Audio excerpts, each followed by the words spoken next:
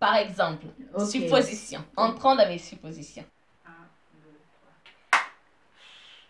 Cliptic! Coucou tout le monde, bienvenue dans cette nouvelle vidéo. Alors aujourd'hui nous allons faire la critique de la vidéo de la nouvelle chanson de Mamadou Namouana, Je bénirai l'Éternel. Parce qu'il m'a fait du bien. Voilà. Comme d'habitude, cette vidéo, ce n'est pas du tout dans le but de propager de la haine ou quoi que ce soit. Nous donnons notre avis sur des sujets, comment je vais dire ça, sur des sujets... Pourquoi tu veux rire bêtement? Je ris pas bêtement, je donne de l'ambiance de la vidéo. Vous êtes libre de vous faire aussi votre propre avis. Vous êtes aussi libre de ne pas être d'accord avec nous et voilà. Ou bien, nous expliquons aussi certaines choses ou certains faits, certaines actions dans la vidéo que vous n'avez pas compris. Et nous, on donne notre avis sur comment on a vu la chose au fait. Et comment enfin on a imaginé la chose par rapport à la chanson. Donc, sans plus tarder, c'est parti pour Cliptic. Cliptic.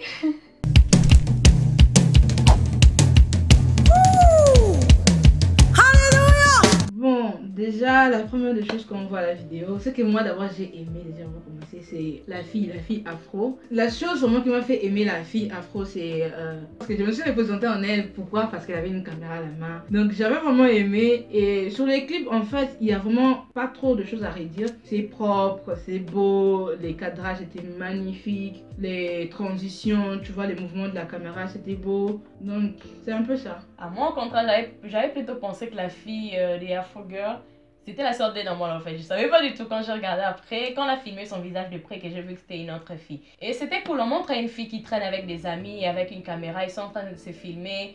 C'est en mode vintage et tout. En gros, le clip est beau. J'ai aimé la scène où ils sont dans une pièce en train de chanter. Ça fait un peu comme la chanson tant que tu donnes un chant du pasteur oui, Lord. Ouais, là où ils sont assis et tout. Sauf que la sœur d'En, elle est debout avec deux choristes en arrière qui sont en train de répondre et de chanter. C'est un peu comme son clip Nzambe Monene. T'as regardé Nzambe Monene, non? Oui, bon. C'est comme un concert. Ça fait un peu genre concert vintage d'auparavant, tu vois. En fait, c'est cosy, tu vois. C'est reposant, si on peut dire ça comme ça. Mais enfin, ça c'est une autre histoire. On parle plutôt côté vocalement. Je trouve que vocalement, sa voix a pris du poids. J'avais l'impression qu'elle n'était pas trop elle, en fait. Voilà, qu'elle n'était pas trop elle, qu'elle ne disait pas de la façon dont elle est faite d'habitude. Parce que là, ça avait l'air lourd, ça avait l'air difficile à démarrer, tu vois. Tu voulais parler? Non, je t'écoutais. Bon, moi je suis pas trop du genre où la chanson commence différemment et puis ça va, ça commence à bouger, à danser dans tous les sens et tout.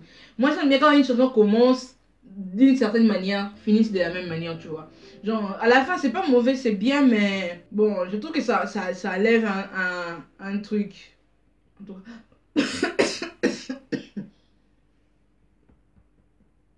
Ça va aller. Allez, crache les morceaux. Bon, peut-être d'autres peuvent aimer, mais moi en tout cas je trouve que ça lève un truc. Je sais pas pour toi. Bah, je sais pas, moi j'ai plutôt aimé parce que c'est... Déjà la chanson elle est une chanson dansante, tu vois. On sent que la musique ça va.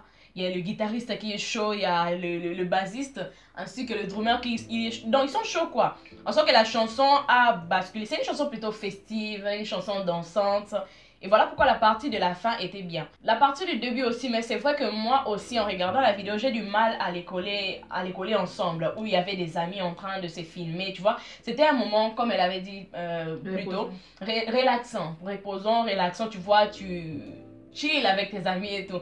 Après, bon, il y a la partie danse. C'est vrai que j'ai eu un peu du mal à les mettre tous deux ensemble parce que c'est genre c'est brusque. Voilà, voilà. Mais j'ai quand même bien aimé les danseurs et tout. La partie où il y avait les deux équipes qui s'affrontaient vers la fin, on sentait comme si la chanson était sur le point de se terminer. Or, c'était pas du tout, ça se finissait pas du tout, du coup, ça continuait. La fille qui dansait là, la fille qui dansait là au milieu, là, non, elle me donnait la joie de danser. Avec la veste jaune. Oui, elle me donnait la joie de danser. Ah, je sais pas si vous avez vu, en fait, comme je disais, la deuxième partie là où il danse beaucoup, il y a une vidéo, je sais pas si tu as vu ça. Il y a une vidéo sur sa chaîne où on a mis que ça. Que la danse, oui. Oui, la deuxième partie de la danse. Beaucoup de personnes, je pense, n'ont pas vu parce que ça avait pas. Ouais. C'est ça aussi, mais je me demande aussi pourquoi le côté vintage, pourquoi elle a mis ça. Mais moi, je me disais plutôt que peut-être à essayer de référer au temps passé ou bien les amis. On entre dans les révélations mystérieuses. Quelle révélation mystérieuse, merde. Allez, continue. Non, je me disais juste que non, je pensais que ce serait elle et tout, bon. Peut-être que c'était dans le but de raconter une histoire, on sait jamais. Parce que moi, quand je voyais le côté vintage, je me disais, ok, ça peut peut-être raconter une histoire. Tu vois, quand on commence avec Souffle, par exemple, on racontait l'histoire de la fille avec le gars qui était mauvais, qui était occultiste et tout. Tu vois, on sent qu'il y avait une histoire à raconter dans le clip. Et moi, je me suis aussi référée à cela en regardant un peu la vidéo en disant, mais peut-être que c'est une histoire. Voilà pourquoi je trouve que ça a totalement basculé à la danse. Parce que je dis, ok, c'est quoi la suite de l'histoire? C'était juste des jeunes qui étaient en train, c'est ça, en fait. des jeunes qui étaient en train de chiller ensemble, de s'amuser, ou bien c'était une histoire, il y avait une suite. Bon, c'est vrai que ce qu'elle a dit, je pense que l'histoire a été un peu oubliée vers la fin. Si c'était une histoire, elle a été oubliée vers la fin. Et si c'était une référence à sa vie, à comment elle était avec des amis et comment elle est reconnaissante d'avoir cet entourage en fait avec elle, ça a été plutôt bien fait. Mais si comme elle dit c'était une histoire, là je trouve qu'à la fin on a carrément oublié. On connaît pas la suite. Pourquoi elle avait la caméra? Qu'est-ce qu'elle est devenue? Qu'est-ce qu'elle a fait avec ses amis? Qu'est-ce qu'elle était? Moi, je penche plutôt, pas penser, mais pencher, sur les côtés histoire. Les côtés historiques, c'est ça qui rend les clips un peu plus intrigants.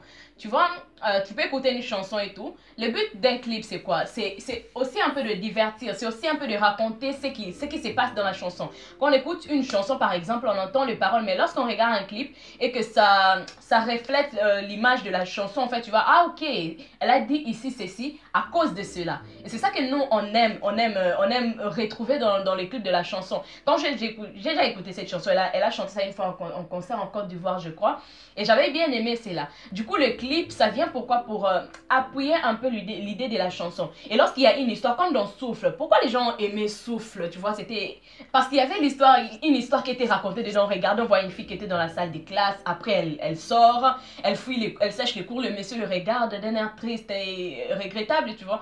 Et elle sort avec un homme qui lui donne des bijoux, elle rentre à la maison, elle se dispute avec sa mère, tu vois. Il y a une histoire là derrière et c'est ça qui nous intrigue en fait. À chaque fois que je regarde le clip, j'ai déjà écouté la chanson, mais là je comprends mieux la chanson, les paroles de la chanson à cause du clip qu'il y a devant moi. Et c'est ça qu'on aime retrouver. Dans Je bénirai l'Éternel, j'ai retrouvé le côté dansant.